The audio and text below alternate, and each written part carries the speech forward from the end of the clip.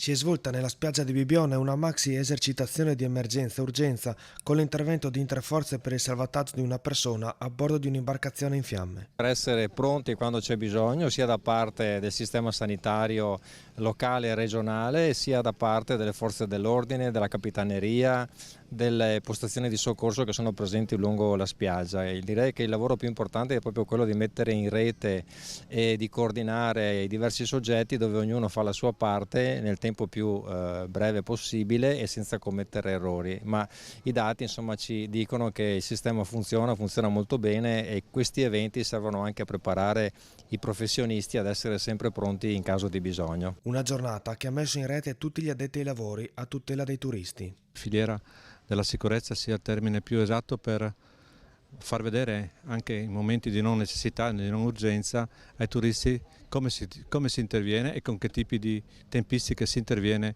in questo momento qui.